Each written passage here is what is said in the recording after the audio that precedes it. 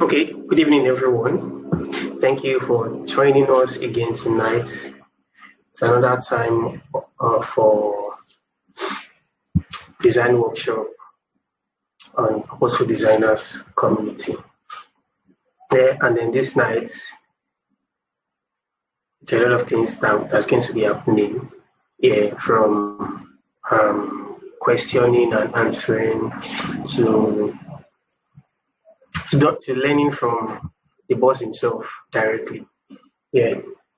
So, but before I pass the mic to him, I welcome you guys again. For those who do not know about purposeful designers, yeah, let me say we've been running for a year now, right? We've been running for a year, and we started with a conference. Yeah, if you know anything about purpose, you can know a bit about what we are doing. Yeah, this is to let you know that we are not just building designers, yeah, but we want them to know the core of who they are and what they represent. Because you can be a designer, or you can be talented, you can be doing anything at all in any field, but there is something you are sent here on earth to do. Yeah, and if you are not fulfilling it, it means that your skill is a waste. Yeah, so this is to let you know that okay, you can do many things with your skill, right? But you also find your purpose in it, and then it will help you use your skill effectively. All right. So I can see more people joining. Thank you for joining in. You all are welcome. You all are welcome. Okay, so I'm just going to give a brief note and then introduce our guest for tonight. Yeah, we've had series of sessions like these, yeah, that are on YouTube, right? I'll share the YouTube link on Telegram channel again, so you can get to see some of the sessions that we've had. We've had with Regs, we've had with Mike Jerry and some other designers also. Yeah, and they are very insightful, right? You can never miss with people like this, right? So again, purposeful designers community, yeah, so to say, is a journey, right? This platform is a journey, right, into transforming our thinking, yeah, our mind to align with our purpose, with what God has sent us to do, like I said before, right? So we want to use everything, even as creatives, yeah, as creatives and designers, we believe that it is very crucial that we understand how our minds is being shaped, right? Not only by how we work, because most of us, the only thing that are in our head, yeah, the only things that in our head is just design, is work. But life is beyond all of that, right? Life is beyond all of that. There are a lot of things that you need. Relationship is there. So many things are there. If I don't have relationship with Pentifier, I won't be able to bring him easily this way. Yeah. So a lot of things are very crucial and important. Yeah. So these are the things that influence what we bring as creatives into the world. Yeah. Let me cite an example. If if I don't have relationship with because I have a relationship with Pentifier, I can easily reach him and say, okay, there is this concept that you worked on, and many of us do this most of the time, that you see someone's work that you admire, right? Instead of like reaching out to like maybe learn from the person or just ask for an idea, we tend to like copy it or steal it, right? But if you have a relationship with the person, yeah, you can just meet the person. Boss, how you do this thing? How did you do it? You can just give me an idea, an insight. Yeah, but there are some of us that we do it indirectly. Yeah, you know, we all do have mentors. We used to have mentors from afar. We don't move close to them because maybe you are shy or something, or you don't want to feel like you're too proud. You don't want to feel less rather of yourself.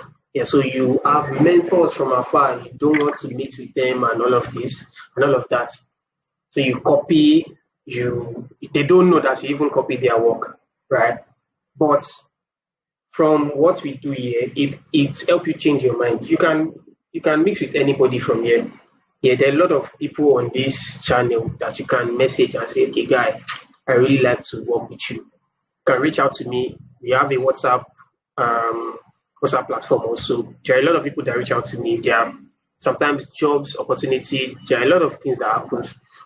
Yeah, and it did not just start in one day, right? We grew into all of this. Yeah, so that brings me into introducing our guest for tonight. Yeah, his name is Ganiyu Rasak. Yeah, Ganiyu Rasak needs no introduction, but I'm going to introduce him. Yeah, we all know him. He's a famous person in this industry. We can't joke about that. Yeah, and that's one of the things that I'm happy about because it is very rare for you to be known in this world. Imagine saying that over in a world of 8.2 billion people or more than that, we get to know someone even in our country, even in a small space, within a small space here, you can still like identify some people that are exceptional, right? So, and I'm very happy to to know Pentifier, yeah, and we've known each other for I think since 2019 now, if I'm not wrong.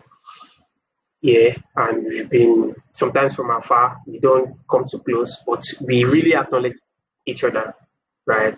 And that's the relationship we built. There was some time that I reached out for help, yeah, many times. It, it happens like that in relationships. We are not so close, but then we are still close because we know that okay, this person is a valuable person. I can get some things from him or her. All right. So um, Ganiyu Razak is a visual identity designer.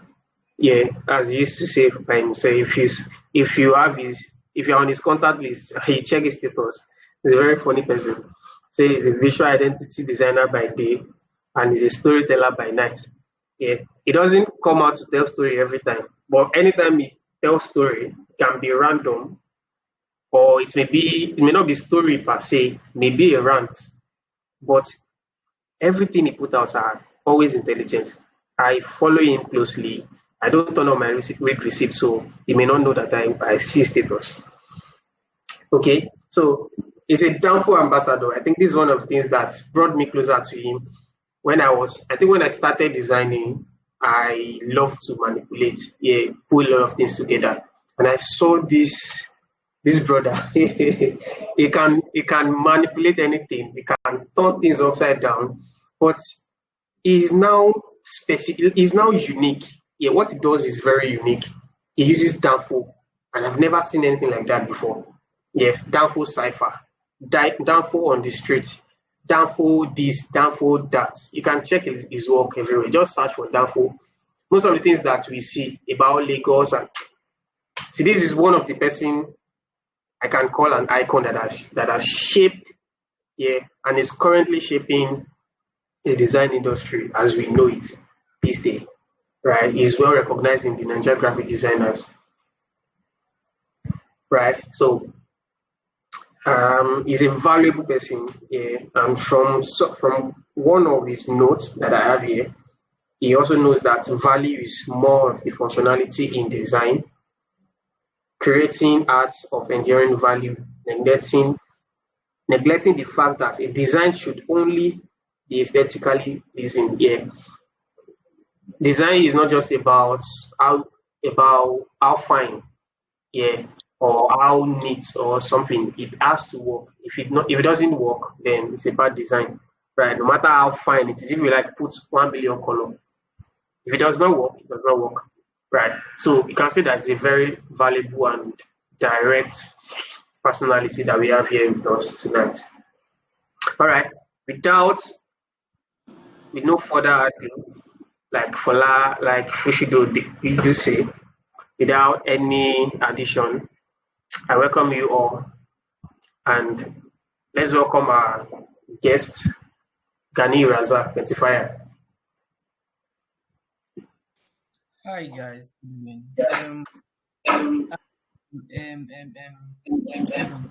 Hold on, please. Maybe please confirm you can hear me, please. Sure, we can hear you. Loud and clear, right? Yeah, we can hear you. Okay. Yeah. So, maybe thank you for that introduction. Sorry, I think you need to mute yourself so that it doesn't. I don't know. Okay, sorry. I need to change my output actually. Let me quickly do that.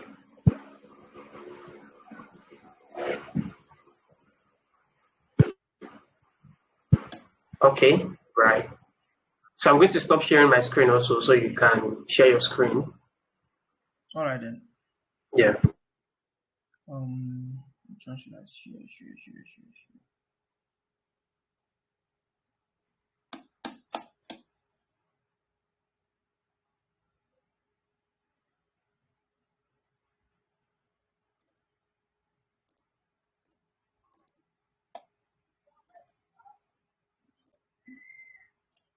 Shit. Can you see my screen now? Maybe. What can you see? Can anyone confirm if they are seeing my screen? But Yeah, Yes, we I can can see see your design screen. process. I can see design Design process. process. design Okay, process. Yeah. okay. That's good. That's good. Yeah, thank you, thank you guys, thank you everyone, and thank you for making time for this workshop. Thank you, Maven, for that Yeah. introduction. I didn't even know that I'm that. I possess such such praise or such history. Well, thank you so much for that. So let's not waste time. So good evening, guys, and thank you once again for joining this design workshop.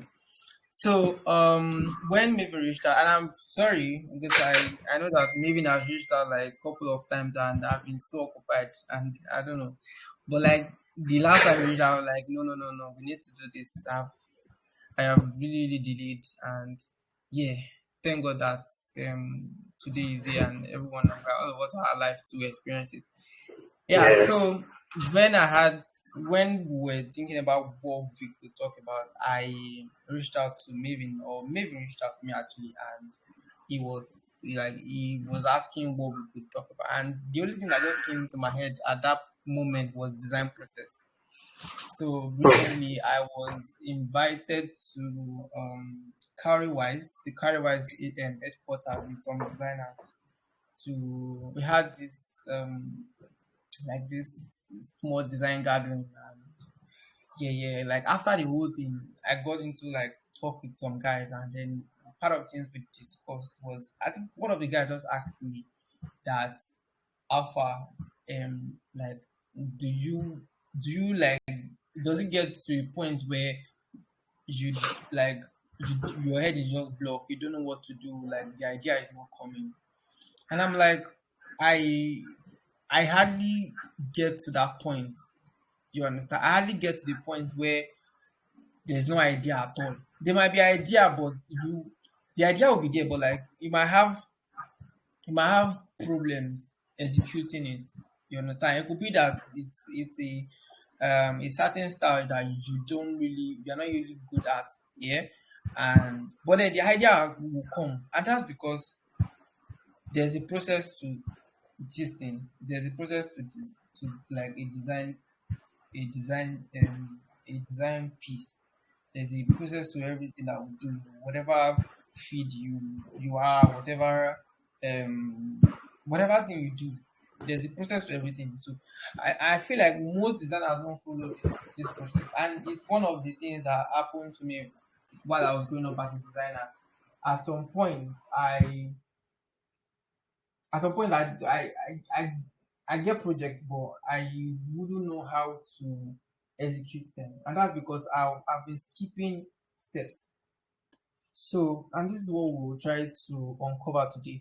I know that some of us understand these things or know these things, but like it would be nice to, you know, to go back to these things and try to, you know, turn them to like a behavior, like a process, so that we would not have to stress a lot, or we would not have to go back and forth on design projects, so that you can actually move from, you know, one project to another and just make money and that's it.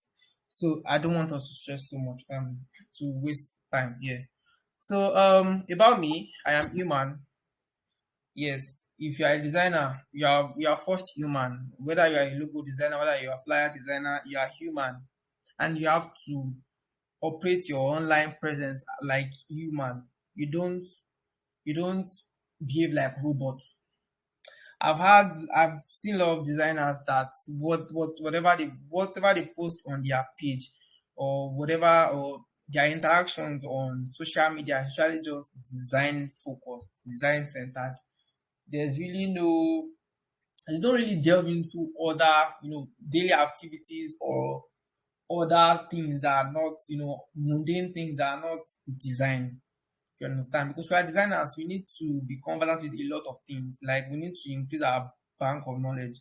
So it means that you have to try and delve into other things, so that these things would help you, you know, as a designer, help you be exposed, understand a lot of things, I don't want us to like digress. So before you are a designer, you are first human. So operate your social presence, operate your social media like human. Don't behave like a robot. If you're not, or if you do, you're not. What Even agencies, they find a way to bring in, human related or other things that are not designed into their content, and that's it. So, and I'm a master of many. I started design around 2013, and over the years, I've done a lot of things. I have experimented a lot of things. I like to experiment. Yeah, I like to experiment. I don't know why. Maybe it's because I studied fine art, and we're made to experiment a lot of things. But like later, we had to like major in a particular course.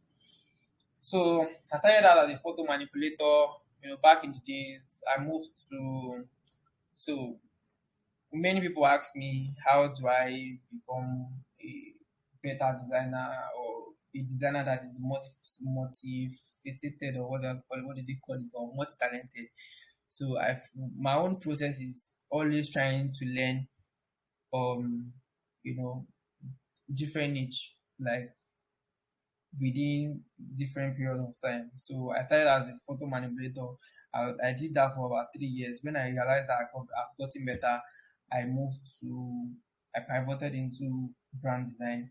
When I realized that, okay, it's brand design, I'm already getting it, I already know it, I moved into motion design.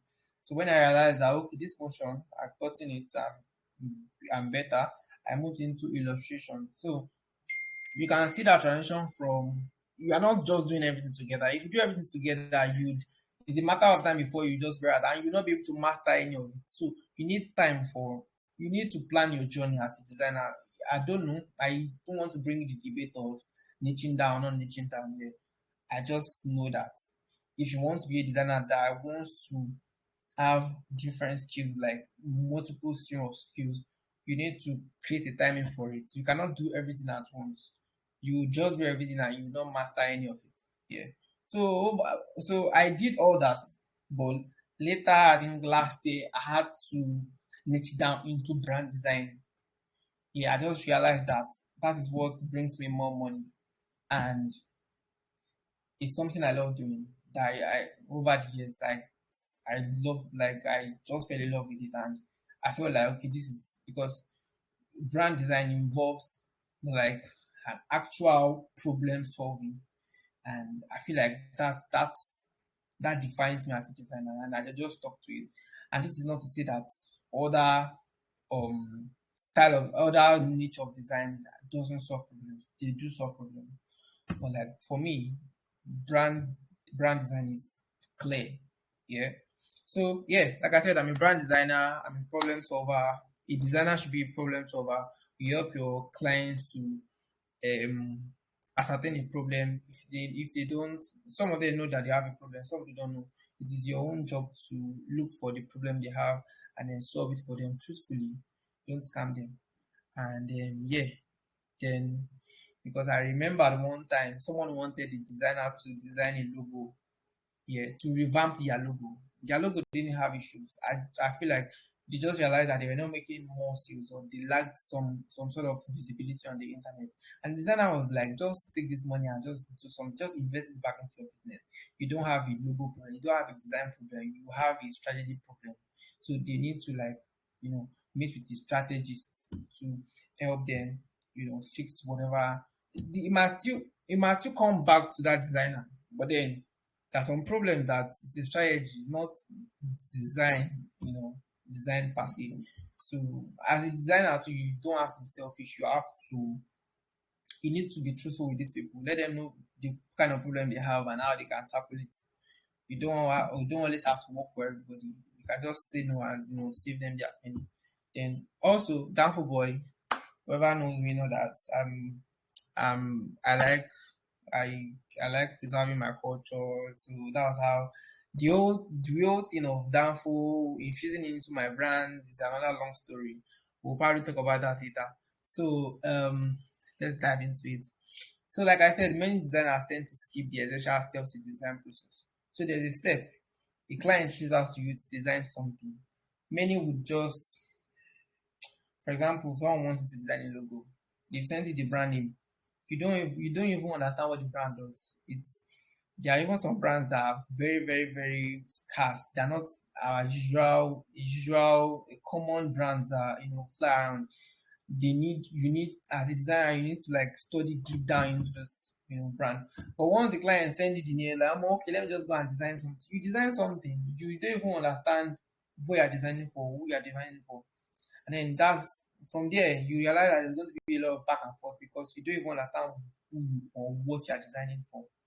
So there's a step to this thing, whether it's a logo design, whether it's flyer design, whether it's illustration design. And you also have to carry your clients along. They are the people who would use this design. Yeah, there's usually like a target audience, right? Yeah, but like they are the one who wants this. You have to also carry them along so that they are aware of the process. And that way you progress together. And it's a matter of time before the whole thing will be done and you answer off and collect your balance. That's it. So another thing to remember is nothing is truly original. Yeah. The reason why most people usually run from taking inspirations, for example, is because they feel like they will do something very similar to what they found on. I literally sleep on Pinterest, and I'll just be scrolling on Instagram or Facebook or Twitter like, this designer, well done, oh. I see your handwork. I know that you understand. They probably this person in question are probably taking inspiration from Pinterest, but then it's just too obvious that just like the person lift up. You're not supposed to lift it. You're supposed to take inspiration from what you've seen. You understand? You need to take inspiration from whatever you see online, and then in a way try to weave it in your own design, right? Yeah. So there's nothing original on this earth. Even Apple, they're copying from Samsung somehow. Everything is inspired by something. Yeah. So moving on. So the process, yeah, these things might be like don't get me wrong, these things might be something that we some of us here know already. But let's just go through it again and see, make sure that okay, we're on the right track, and from now on we won't be making mistakes. Yeah. So the first step is to receive the brief. You understand? You need to understand the project scope and the goals. So a brief is like a written agreement between the client and the um the designer. Yeah. So the person will reach out to you and say, "Hi, I want to design a flyer for my business. I am running a promo or a discount, blah blah blah blah blah blah." You need to understand the goal. Okay, why do you need this flyer? Who are you designing? Who are you? Who are the target audience? Yeah. Also, you need to understand the project scope. Okay, how many of these flags are we designing? Yeah, you get to know who you are designing for, the amount of designs you are doing. So these things, even the brief is just like an agreement. You have to come into an agreement with the client that okay, I'm designing 5 layers for you. Then this is the cost. This is how much it will cost. This is just ask as many as like just ask many questions. People, designers, as a designer, you shouldn't be scared of your client and you shouldn't be timid. You need to own the business. You have to show that you're in charge. You need to ask questions. Like ask and ask and ask and ask. Make sure, confirm and reconfirm again. And most of the time, it is even good to do it via text. So that when the client comes tomorrow and say, yeah, this is not what I asked to do, you can just go to the chat and say, look at, I asked you a question here, and you confirmed that question. Yeah. And having knowing that I use this information here to design this. So this issue is not from me, but for you. You're not sticking to the agreement, right? So the first step is to get the brief, right?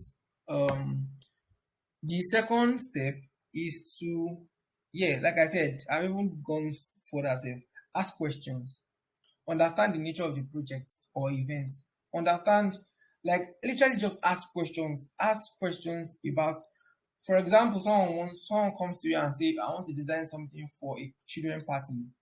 You might want to also ask for the age grade. Yeah. If you're designing something for, let's say, 5 year to 10 year, you'd want to gravitate towards very colorful palettes, very playful text, sometimes elements that are very peculiar to that age grade.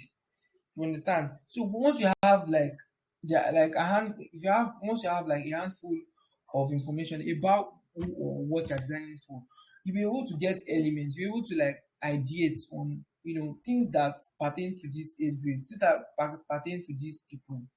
For example, if you are designing a logo for a fashion brand, most fashion brands will do black and white. Yeah, you understand? So, but there are exceptions too. There are some brands that maybe during their strategy session, the their archetype is like, let's say, like an outlaw. So, for example, if anyone knows Wow is a detergent. Every of Wow's the brands that came before Wow were usually colorful and everything. But like Wow came and be like, oh my fuck it, we're going black and white. I think black and gold, which is very, very rare. And it somehow just stood out to Wow. Like if you place Wow in between like things other designs on the shelf, it has this distinction. Do you understand? So that's also where strategy meets design. But there are some instances where you should not toy with the style. Just follow the style. Just follow a particular style that appeals to a particular age group or a particular target audience, and just follow it strictly that way. So yeah, are there specific colors or styles the current and there are times too. There are times where um your clients who would prefer some things. So like you have your own preference. You understand? You just need to start creating these questions in your head. Whenever you have a client on board, just start creating these questions in your head and start asking them. Ensure that you understand this brand completely and understand the brief completely before delving into the project. So that's it on asking questions. So gather inspiration. Some people will they'll get like a brief and just jump into their system. I used to do that back then. I don't gather inspiration. Yeah, it was not until some designers started posting style skips and mood board that some of us now feel like okay, there's a need to create this thing. There's a need to create a mood for this project. There's a need to I remember one time Jocks, the professor, said something like years ago that if he wants to design a logo, he would first look at about 50 logos that is peculiar to that industry. So you need to be inspired, right?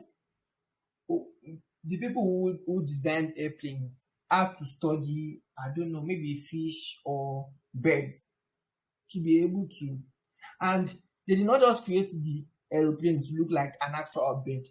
They took inspiration from that bird and created something different. But then the movement, what's it called, aeroplanes don't flap wings. It's just there, right? Stagnant. So we need to start understanding these processes. Like design as a process, you need to follow it. Yeah. And once you understand that there's a process to these things and it has to be followed, you begin to appreciate your work, and even your clients will start to appreciate your work, that okay, this person not just getting the brief and opening the laptop to execute immediately. There's a process. There's probably you taking questionnaire from a client and then taking inspiration and even making sketches. There are some of us who do make sketches, there are some who doesn't. Whichever is fine. There are even people who create sketches before they now execute. So it's a process. You have to follow it. If you don't follow it, you might be lucky, yeah, but it's just very like it's a no-brainer. You understand, to follow this steps, because as a designer, you have to act like one. So there are numerous sites that one can get inspiration from. You can get inspiration from Pinterest. Hey, shit. What did I do? Let me start from the beginning. Sorry about that. So you can get inspiration from Pinterest. Yeah, this is where most designers even get inspiration from. Whether you want to design a logo, you want to design a flyer, go to Pinterest, type what you are looking for. There's even a way um you can collect inspirations. Yeah. Let me see if I can show you my Pinterest here to understand what I mean by collecting. um can you please let me confirm if you can see my Pinterest on the screen. Yeah, Yes. yes. You can say it, Okay. sir. Yes. So now, so say for instance, I want to design something, blah blah blah blah blah. Let's say for example, we want to design a logo for a a fashion, just a fashion brand logo. So what I'll just do is fashion brand design or fashion brand logo,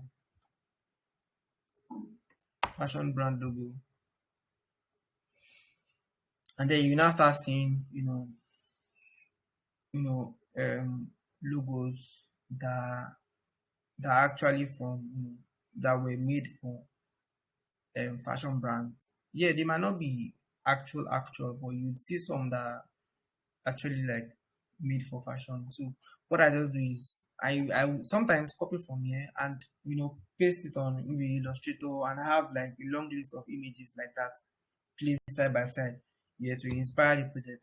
Or sometimes just save them. So I could just come here and just say save, like create a body here and save and just keep it there, and I'll save a lot of things there, and later I'll go and open it. So for most of my projects, this is what I do. I like I just create like groups for everything. For a particular project, I just open a group and save, a lot of things, like things that would inspire such projects. So if, for example, it's a brand identity project, you want to search for, logo inspirations, pattern inspirations, brand elements, even imagery, or things like that, and you just have them saved. Yeah, and when you want to execute, you can also go there and see how you can create with these things, make these things inspire you. You understand? So that's it for Pinterest. There's also Google. Yes. Before I knew about Pinterest, I was always going to Google. You just have to know your way around it. Also, most of the things on Google might really look obsolete. Like, all this, they don't really take sources from like really really dope, but it still works. you can just go to Google and search for inspiration before you start that project. And just don't just settle at one. Just pick as many as you can and then place them side by side and see what can inspire you from this from those images. It could be that the style of design, it could be the imagery, it could be colors. Like, don't be afraid to pick colors from flyers that have existed before. Nothing is original. Yeah. So it could be layouts too. Although don't make it too obvious. That's the problem. They will catch you. If you have to copy a layout, find a way to twist it. Twist it entirely. You understand? But trying to create something from your head is just stress. Like, you understand? Just have to find a way to use. Although you get to a point, like we get to a point in our career where we really don't need to use much of this inspiration, because over the years we've been able to like inject some things into our system. Like, it just stick into our head. We know like a couple of layouts that we can try. A lot of things like that. You understand? There's also save.it. Although this site is a new site and they are monetizing it at the moment. If you scroll down to a particular, like, they would first ask you to even log in. Then when you log in, they will not be scrolling down. When you get to a point, they will ask you to subscribe, all of those things. But it's a really great one. I think it's more cleaner than Pinterest. It's more cleaner. I don't know. But like each time I go there, I just realize that everything is just well structured and everything. But like, I don't know, there are people who would be using it too. Some people are rich, some designers are rich. So that's all on gathering inspiration. So once you put in your keyword and you start seeing results, say for example you want to design for a what example can we use? Let's say a vendor flyer. Maybe there's going to be a festival and they are calling for vendors. So what you can just do is go to Pinterest and search for vendor flyer, and then you see like examples of them, like many of them there. You can now collect like some and see what you can steal from these people. It could be like colors, and there are times where the brand you're designing for have their own colors, so you don't have to worry about colors. You have to stick to their own colors. But if it's just like if you have the liberty to choose colors for yourself, just look for fantastic colors. You can even search color palettes on Pinterest. Yeah, search for color palettes on Pinterest. Ensure that you use these things properly. Don't just understand who you are designing for. Use colors minimally where you're supposed to use it. Maximize the use of colors to where you have to maximize it. So I don't know. Yeah. Like I said, create a mood board. You create a mood board. When you get this stuff, this inspiration, logo samples, flyer samples, you can place them side by side and see how these things how these flyers or how this logo options can inspire you. Yeah. For logo design, there are some elements that are very peculiar to a particular brand. Yeah. For example, so there are two types of logo here. There's literally one. There's like a literal logo, and then there's also like a minimal one here. And there's also like logos that use like symbols, that are not even related to the brand, but they just want to have same qualities with that symbol. For example, First Bank. First Bank is the bank. Their logo is like elephant. There will normally be no correlation between First Bank and elephant. But if you now look the elephants and look at the qualities of the elephants or what elephant is known for, it could be that an elephant is strong. It could be that the elephant is known for its longevity of years. Those kind. Just try and see how you can take ideas from. You just have to once you do these things, you just have to be able to like defend yourself with your client. Okay, this is your logo. I made use of a butterfly because I feel like butterflies are very beautiful, and you are running a beauty studio. I feel like you understand. Yeah, choosing pink because pink is really peculiar to beauty studios. Um, Pink has whatever. So as designers, we should always think about outside the box. We have our work is it's just a lot, but we have to simplify it. Yeah, but it's a lot. So like I said, borrow elements. Nothing is new. You can take elements from existing design and use it in your own design. It could be shapes, it could be illustrations. You understand? So once you already understand, once you've gotten to understand the particular industry, for example, you're designing for any industry and you research about that industry, you know the kind of colors they would usually stick to. You know, for medical industry, like all this clinical kind of thing, they would, they will gravitate towards blue, and it's mostly going to be pastel. Yeah. Once you understand this and you've collected like inspiration, it's now left for you to start taking inspiration.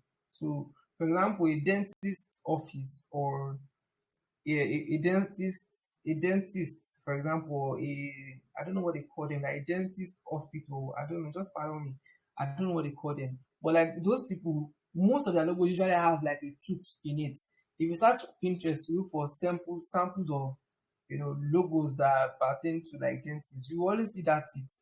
Understand? Although it looks very literal, but then they almost cannot do without including it in the logo, just so that a client already knows that okay, this is these people I'm dealing with. This is You can now infuse it and with another thing just to make it look unique and yeah, very particular to their brand. So, like I said, nothing is original. Yeah, let's not deceive ourselves. Nothing's original. We all just create remix of something that has existed. There are different styles of design. You would do a style that has already existed. Is Let's not delve into that. Let's not go into that. I've forgotten. Yeah, but like so, borrow elements. Just see, just try and create an idea that your clients will be able to relate with. They've been in that particular industry for years and they've seen logos of people, and they know what that logo should look like, so you don't disappoint them. And then finally, replicate standards. Get these things together. Try and create designs of enduring value for your clients. Yeah, and just yeah, just make things work for them. Yeah, and also maintain professionalism. If you have to get on a call with a client to discuss about things you do not understand, always like let's not treat it as like let's treat it as a business. Yeah, most people will shy away from the talks. They don't want to really engage with their clients because they feel like, oh, I'm shy or something. But then when you once these people see that, oh, this guy is owning this business, you are owning it, they would even they would once you see that this person is putting effort and this person is owning this conversation, they will value you more. They value you more. But they send you something today, so next week you just deliver with no form of no communication, nothing. They would not really take you. They will not see you as a valuable designer. But there are even designers that have PA that will set up meetings. Yeah. So everyone will get to that stage. But let's not see it because I was having conversation with some designer and I just say we need to start seeing this thing as a business and not as yours. Because tell me why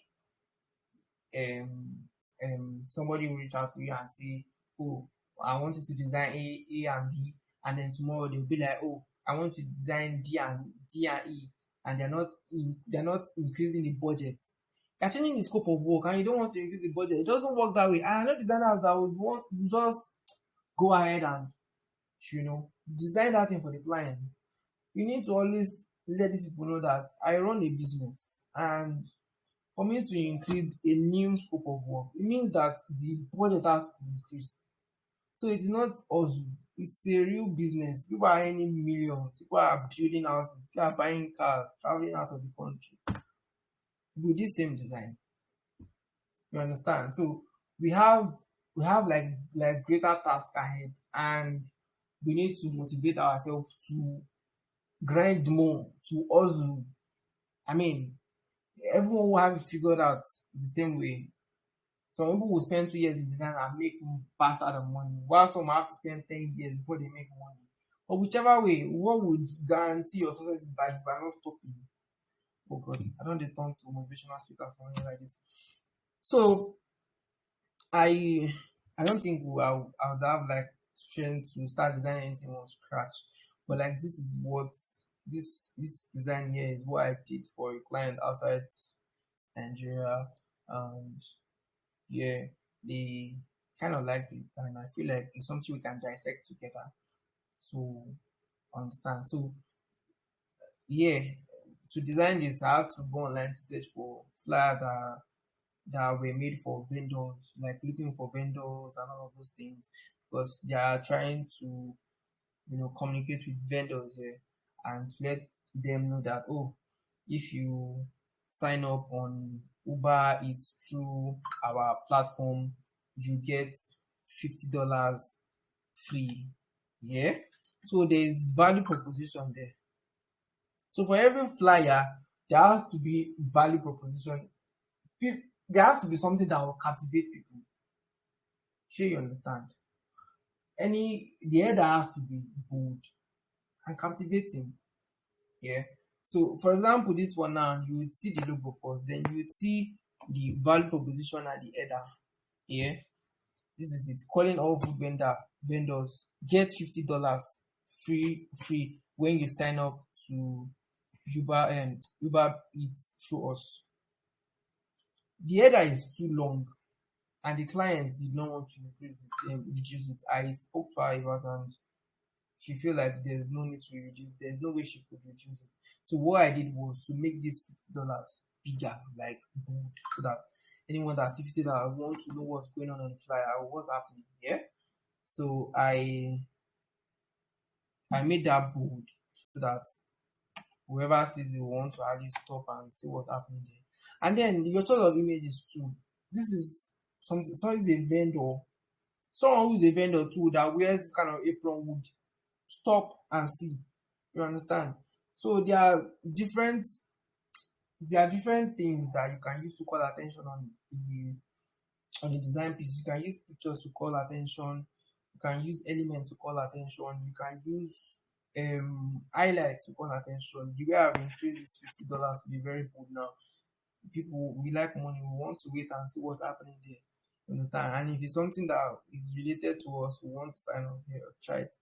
So there's the logo there. There's the value proposition and the header. Yeah, there are times that there's going to be subheadings. Yeah, after the header. And then there's the imagery. There's also illustration. Sometimes it can just be imagery without illustration. Then call to action. That is the most important thing here. Imagine you design this thing and you just post it. There's no link. There's no link there. There's no website. You're not telling people to check the app on Apple Store. I don't want to find them whether it's available on Apple Store or Google Play. There's no point then. They'll just move on because you want them to read everything and come to the down and see that okay, there's a place they have to go to enjoy this benefit. So these are the different part of the flyer that makes it effective, that makes it what do you call this thing? There's aesthetic and there's functionality.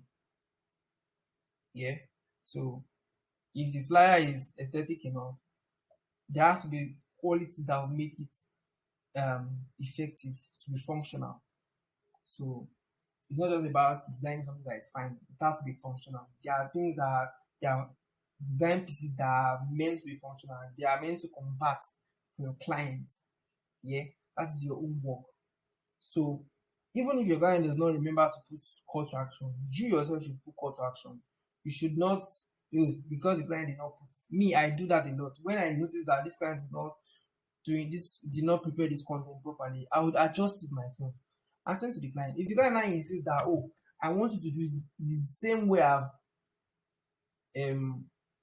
sent it to you or extend it, yeah, fine. All well and good. I will go back and I'll reverse it to what what they want. But if the client is not like, oh wow, I like what you did, and that's it, the person would even know that, oh, this person is actually there. This person understand what he or she is doing and understands this design. So that's it. That's going to be all. My name is Ganiyu Rasak. You can find me on X at Pentifier1 and on IG at Pentifier. Thank you so much for listening to my small rant. Okay, thank you, boss. You're welcome. That was profound. Okay.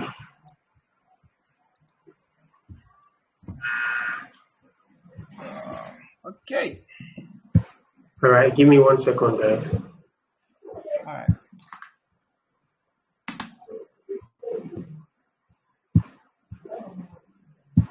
So I'm trying to share my screen again.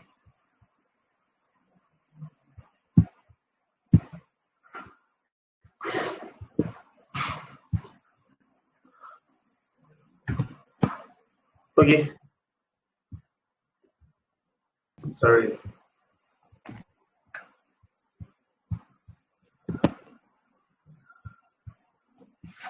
Okay. Many people did not start with us, but we have a lot of people here. So thank you guys for joining this session of Design Workshop. Yeah. I'm sure you've learned something. Right. Learned something. There's nothing else for me to say. Right. I'm sure most of the things that he talked about, we are familiar to these things. Yeah. But there is no knowledge that is lost. Right. There are some things that he mentioned that you've not heard from anywhere. There are some things that he touched that you've not seen. Yeah. But even there's nothing new. Like as he said, there's nothing new under the sun, and nothing is original. Yeah, it is the way you implement what you're doing that matters, right? So it tells how people see what you do. Yeah, that's why they can. He mentioned, he said some people started design in just 2 years and they are successful, and there are some who have been in the game for like me. I've been designing for like 12 years now, so it's been long. It's not like we are just making the money that we didn't make for so many years ago. Yeah, that's another discussion for another day. Okay, without wasting our time, it's late already. So I want to ask you if we have any question. Right. So if you have questions, just throw it at him. Maybe design related. Yeah, it can be around creative space, can be anything at all. So just ask a question if you have any questions to ask him. It can even be something personal or just share.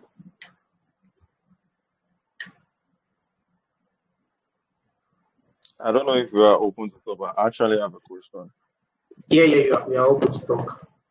You can ask. Okay, so now my question actually is directed to Pentifier. I don't know if it's still on. So He's still here with us. all right. So now in the world whereby we have a whole lot of clients that wants to be, like, and they want to make us the muzzle. What I'm just saying is in the sense that uh, just like what Penty said the other time, he said something as regarding the fact that take for instance in the flyer design he did, and then the client says something as regarding I want you to put a call to I want he puts a call to action based on the fact that okay, those are the things that should be in a flyer. And then the client probably maybe the client is naive about call to action and doesn't want a call to action in that particular flyer. How do one navigate with such a client? How do one tend to balance trying to be in a better book with all those clients? Is it that we just maybe like probably frustrated since this client doesn't want it the exact way it's supposed to be? I should just probably like leave this project or do exactly what the client is just looking for, just for the sake of it. That's my first question. And then my second question is uh relating to balancing I wrote it somewhere. I'm trying to okay. So how do one balance personal creative vision with client expectation? So basically like okay, what you envision for a particular brand and then how you now narrow it towards client expectation. So how do one balance both? So those are my two questions. Okay. So the first question. Sorry, I think you have to mute yourself. I don't know where that message is coming from. Okay, I think it's from my end. Okay. So the thing is, we can only just try our best. There are times where I've had to advise clients on a particular project. I'll be like, oh, I think this is the direction we should go to. This is what would work. And they'll be like, oh, no, no, no, no, no, no, no. I want it exactly this way. Yeah, it is part of your job as a designer to always educate your clients. Yeah, it's part of our job to always educate our clients, let them know that okay, this is what works. Yeah, but there are exceptions. There are times where they themselves are adamant and what they want is what they want. They are finding that what they want is what they want. So those kind of people, is either the project, is either the design piece or whatever you're designing comes out nice, or it comes out very terrible and they will really like it. So what I do, because we're in Nigeria, I'm not a Yankee, I can't just be opting out unless they are abusing your rights or they are being rude to you. There are some deal breakers here. But like what I do is give them what they want. So if there are like 10 projects and that particular project is the one that the client is not taking my own input, I'll do what they want and give it to them. But I will never post such work because the outcome is not good or is poorly executed because of the client's input. I won't post it. But because of the money, because me to have to survive. Yeah, I know they do bigger person. I'll collect the work and do it and deliver. In fact, there most times designers will have to struggle for like many days trying to let the clients understand that this is what works. But they'll just stress you, like they just literally do what they want and just move to the next project, collect their money, but don't post it. I don't claim ownership of the particular work. In fact, if they tag you on Instagram and say don't agree, remove yourself. I know not me do, I not spoil my rep. You understand? It means that you're just you know how people can be. Yeah, so the second question is I think if I remember how to balance um client expectations with um I still remember the question. Personal creative I think vision, balance yeah, like what you have in mind as regarding a particular brand.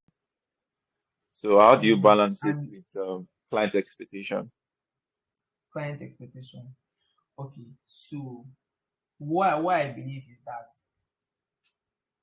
as designers we should only execute in the actual way. So after you must have done your research in that industry, You have found out about the type of color they use, their kind of arrangement, their kind of elements. Yeah, you have to do. Don't don't fall in love. Don't. They usually say something. Sometimes they say don't fall in love with. You don't really fall in love with the project that you now move away from what is supposed to be done. You understand? You don't move away from what's supposed to be done and start creating, something that's very, very, very, very, very personal. You understand? Sometimes your client who matters. You need to create what they want. And there are some you would agree with me that there are some clients who would give you the room, the creative freedom. But in our own world, we are usually in our own world, maybe in Nigeria, we are usually being told what the client is expecting. But like me, I've had to work with those two types of clients. There are clients who will give me the creative freedom to do whatever I want, and they will take it. But there are some clients. So if you give me room to do whatever I want, that's where my own personal, the first thing you said, like your own personal creative thing now comes in, where you have to like create what you think works. You understand? It could even be your own style of design, something that works. But if this client wants you to do what they want, how they want it how they want it to appear, just do it and move on. I don't know if I answered that question correctly. I don't know if that answers that question. If it doesn't, please let me know so I can rephrase. Yeah, it does actually. It does. It's a big change at least. It does. Thank you very much. I really Yeah, because appreciate it. you're welcome. There's no point. There's no point stressing. I've been in such scenario where you just get to work with a client and you just keep educating people that okay, this is what they're like, no, this is what we want. This is what we want. Just give them what they want and move on with life. I mean, yeah. Yeah, it's as simple as that. I want to add to that also. Yeah, there is always framework when you're working with clients. Yeah, Mm-hmm. once you have a meeting with the client, there is a framework. This is what they want. They have their brief, but you need to know that you are also the solution provider. They won't come Yes. to you if you can't give them what they want, right? Mm-hmm. They have a picture, and what they want on many occasions are things that are not possible. They may be wrong many times. Yeah. So Yes. it is in your own position to now discuss with them and say, okay, sir or ma, what you said I should do is not possible, but this is the solution that I think will work, right? But I'll wait Mm-hmm. for you to give me feedback. If you are fine with it, then we can execute. If they are not fine with it, another thing is, most of these people, they believe they are older, right? And they have the money. Yeah, anybody that has money can buy anything. They have the money. So it's not easy to change them. It's just like people who are old already. Yeah, it's not easy to change people and say, okay, this is the idea I have. They'll be like, how old are you? Maybe because I have my money to pay you, so you can't tell me. Yes. So Honestly, some once point. you give them your own idea and they don't buy it,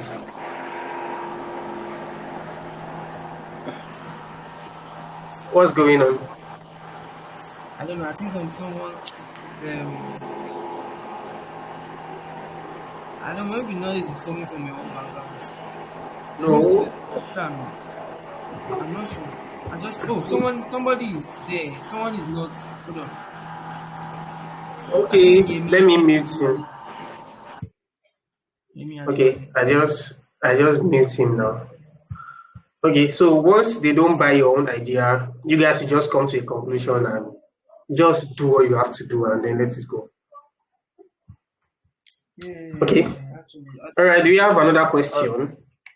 all right, sorry. So, do you really like feel okay? Like in most cases now, I grew up Okay. in an area called Shomolu. So now in Shomolu, we have co-op designers. When I mean co-op designers, they are like literally designers that you can just go to their shop and tell them, okay, this is Yeah. exactly what I have asked you to do, and then they'll Roadside, do it for you. roadside designers. Exactly, roadside designers, but we call them co-op designers. So now the thing Okay. is that at a particular point, I try as much as possible to understand what might be going on. But there is something peculiar to different professional fields, even though graphic design, especially in this part of the world, is not recognized as a professional thing. Just like what Danko said, it is something related to towards people having to take it as a hobby. And so people treat people like that because most designers like that because they take it as a hobby. So could that be like the reason why we suffer from this syndrome in such a way that Okay. okay, we are literally supposed to be giving professional advice, just like the way a doctor would give medical advice. I don't know if you understand, because I noticed that Okay. in I'm not a UI UX designer, but I noticed that most cases when a UI UX designer prefer a solution based on what is it called? Based on research, based on what can work for the person's um, let's say an app or a website, they take it professionally. But when it comes to designers, like graphic designers or brand designers, they take it as just do what I ask you to do. I don't know what could that be the reason for that syndrome. Okay. Therefore, you have anything to say. Yeah. So UI UX is another word entirely. They basically like create products that will be used by thousands of people. Imagine someone who designed like for example, let's narrow it down. So for example, you want to create like a financial product where people would put all their life savings into, and you are working with a UI UX designer. You want to listen to the person, the person would go and create research and give it to you and say, okay, this is how we are going to execute this thing. This is the kind of security we would add to each section of like saving options, blah blah blah. People like that, they create products that can even kill people. Imagine someone waking up tomorrow and realize that all their savings, like all their pension is gone. Actually, the money is there, oh, but there's maybe like a button problem or a color problem. The person will just wake up and say, ah, oh no, my money has gone, oh," and the person will just faint. It can even lead to death. So I think that's the reason why they people still like designers they listen carefully. I mean, that's even the way to treat us as designers. That's and for example, to doctors and all these surgeons and all those ones, they treat them like professionals because that's how they've maintained their own business like that. You understand? But when where the problem is that in Nigeria, people patronize. They want to always choose cheap things. You understand? And they would have come across a design, and I feel like it's an experience thing. You'll have come across a designer maybe before that have charged them 2,000 naira for the flyer or 1,000 naira for the flyer, and people like that they do as they say. Like once the client say, I want 5 flyers for 2,000 naira, we negotiate. Let's do 3,000 now. You understand? They don't own. They see it as a hustle, so they just follow whatever the client wants. You understand? So it's our own job to now try and segregate ourselves from that stage and move away and treat it as a business. Your branding also matters. The client wants to meet you and ask you that they love what you are doing. You understand? It's not always designers they treat like that. Yes, there are some designers that clients will come and say, I order you to do this. And there are some designers you cannot dare order them to do that particular thing. You understand? It's just they are onboarding you to a platform, but you be like, I cannot toy with this person. You understand? There are some designers that you cannot just order them to design whatever is not within the scope. They would charge for more. They will send you the invoice immediately. But some of us, if they tell us, we want to design one small card to help us and add it. We say, no problem now. It's fine. Let me just help you and do it. Let me just do customer for you. But there are some designers that once you increase the scope of work by any, I don't know, it could be something they can design in just 2 weeks. They will send you an invoice immediately. Do you understand? Let me say something about that. You see, this thing, yeah, thank God we are talking about this thing. It's a big problem, yeah, and I think it's a definition problem. It has happened to almost everybody, like almost most of us that have gotten it right. Yeah, definition problem. If you don't know who you are and what you are doing, right? When you mention branding, this is what it means. It meant you want to brand yourself. If you mention Pentifier now, let's say Danfo, before the clients know about Danfo, he has seen Danfo's work, he has seen Pentifier's work. He knows that this person, with my perception, I don't even think I can I can work with this person. This person, you will see some people's work and you'll be like, no. This person is going to build me. There are many times like that people reached out to me and say, can I have your portfolio link? And I send it to them. They'll be like, oh, can you get us a junior designer? I'm not even a senior designer. I'm not even earning so big, but because of how they see how structured my work is, yeah, how I carry myself, they don't want to deal with me anyhow, right? And there's something I did last year. It's not everybody you should work with, right? You can't work with everybody.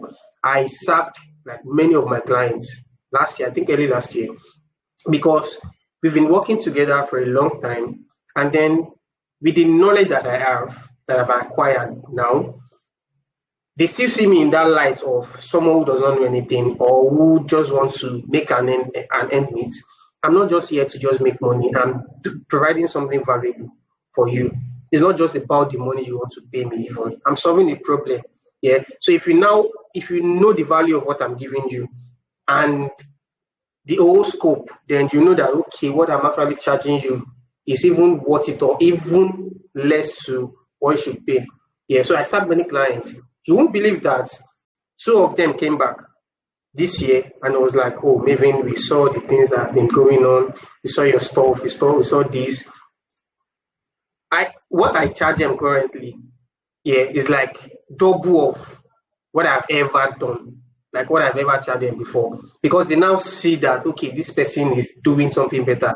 Yeah, they don't just see you anywhere, and it's one of the reasons why you see many designers now they are saying, okay, we want to build a workspace, we want to have something nice, so that they know that even the little money you are getting from the work you are doing, you can do something for yourself.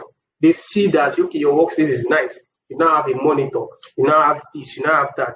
You are not a smello now. You are not a roadside designer. You are not co-work. So anybody that wants to reach out to you must know that okay, at least even if this job worth 15 naira, I should be able to pay this person 150. The cost is valuable. You get that? So I think Yeah, I do. I think that yeah.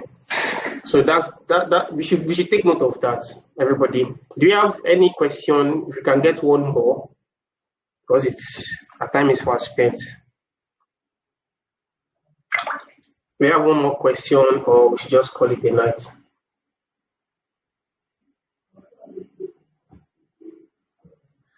Okay. If we don't have any other questions, I think we need to move, right? I'm just going to say one thing, right, guys? You've learned so many things this night, right? And there's this saying that if it's either you run the day or the day runs you. Yeah. Anything you've gotten tonight, go and use it to run your life. Yeah. It is either you run your life or you let life run you. And if life runs you, it can run you to death, right? So be exceptional, be unique, define yourself, learn more from people, collaborate, join communities, build good relationship. Yeah, don't just look out for money. Yeah, build something very important. And we thank you, boss. Thank you so much for sparing the time to come and share with us. We do not take this for granted at all. Yeah. So, You're guys, welcome. You're welcome.